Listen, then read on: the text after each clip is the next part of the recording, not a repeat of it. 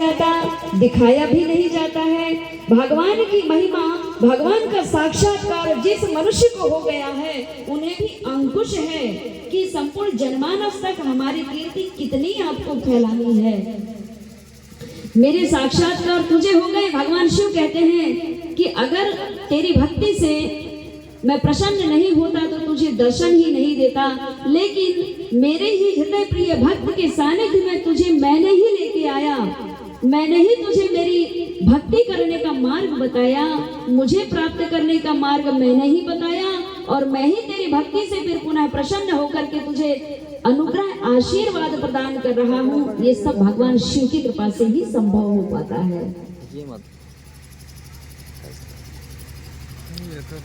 जीवन में मनुष्य जब श्रेष्ठ बनता है तो ज्ञान के माध्यम से ही बनता है,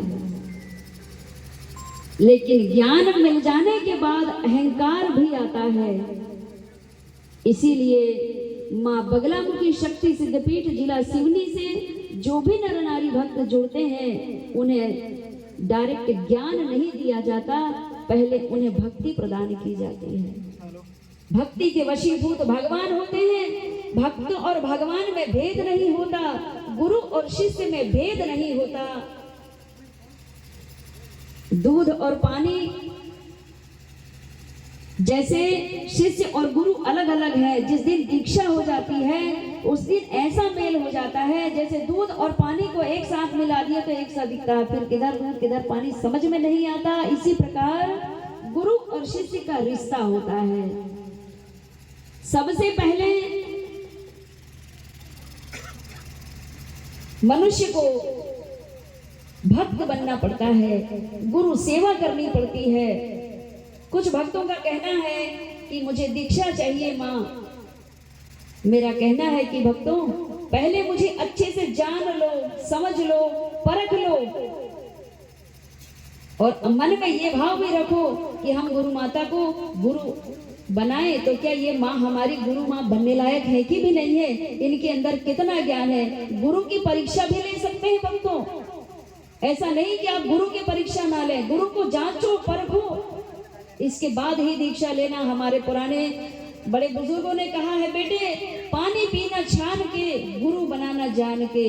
हमारे गांव का पड़ोस का जोगी भला बाहर का पता नहीं कहां से क्या करके आया, और हम गुरु जी क्योंकि गुरु के कर्म शिष्यों को भी भोगना पड़ता है और शिष्य कर्म गुरु को भी भोगना पड़ता है। यही तुम्हारा ही चेला ही वाला, ऐसा बोलते हैं। इसीलिए तो अच्छे से एक दूसरे को पहचान लो, इसके बाद दीक्षा लेना। हम भी परखेंगे कि जो भक्त दीक्षा लेने के लिए आतुर है, उत्सुक है, तो वो शिष्य बनने के योग्य है भी ही कि नहीं।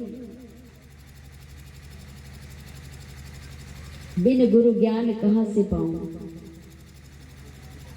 अगर भगवान शिव की कृपा प्राप्त करनी है, भगवान राम की कृपा प्राप्त करनी है, तो गुरु शरण जाना ही होगा। और गुरु को जांच परख लेना इसलिए जरूरी है।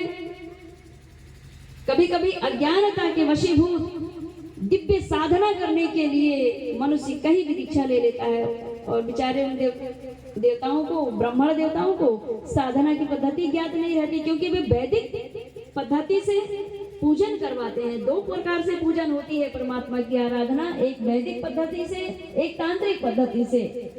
अब आपने वैदिक पद्धति से जो पूजन कर रहे हैं महाराज जी, तो उनसे कहें कि हमें तंत्र पद्धति की दीक्षा दीजिए और हम महाशक्तियों ब्रह्म शक्तियों की आराधना करना चाहते हैं, तो कैसे होगा। फिर कहेंगे कि हमने दीक्षा ले ली महाराज जी से, लेकिन कुछ नहीं हो रहा है, हमें आज तक माँ भगवती का जरा सा भी अनुभव नहीं हुआ। भगवान शिव की हम 11 वर्ष 12 वर्ष हो गए साधना कर रहे हैं, कुछ अनुभव नहीं हो रहा है। तो इसीलिए बहुत जांच और परख लेने के बाद में हमें दीक्षित होना चाहिए। गुरुजनों के श्री मुखारबिंद द्वारा प्रत्येक वाक्य ब्रह्म वाक्य निकलते हो। ब्रह्म वाक्य जनार्दनम। साधक सिद्ध महापुरुष गुरुजन महावाक्य उपदेश अपने शिष्यों को प्रदान करते हैं, उनके जीवन और उनके परिवार के जीवन में परम कल्याण होने के लिए, परम कल्याणकारी बनाते हैं।